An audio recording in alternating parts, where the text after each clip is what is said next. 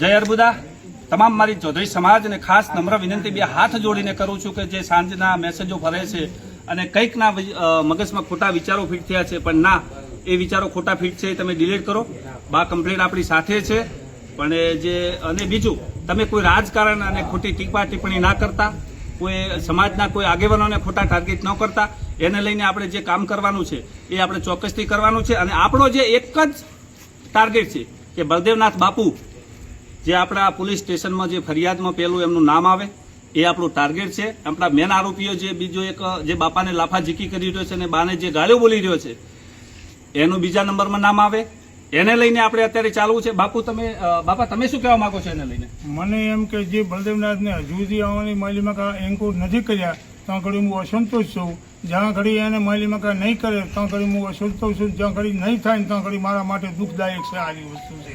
તમે અત્યારે બધી સમાજને આપણી સમાજના ભેળા છો ને? આપણી સમાજના ભેગો હું છું અને આપણી સમાજના ભેગો રહેવાનો છું. મારી સમાજ જે કરે છે એ સારું કરશે અને સારું કરવાની છે. તો મિત્રો, જ્યાં સુધી બળદેવનાથ બાપુનું જ્યાં સુધી નામ નહીં આવે, પોલીસ સ્ટેશનમાં નામ નહીં ચડે, ત્યાં સુધી બાપુ બેસે નહીં ને હું પણ બેસવાનો નથી. હું આ ખુલ્લેઆમ પડકાર કરીને કહી રહ્યો છું, ચેલેન્જ મારીને કહી રહ્યો છું.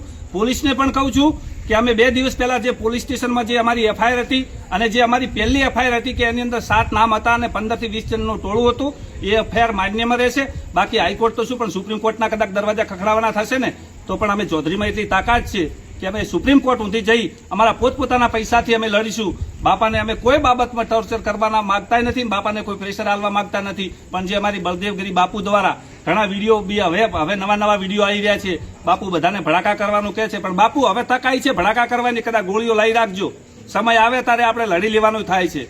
જય હિન્દ, જય ભારત.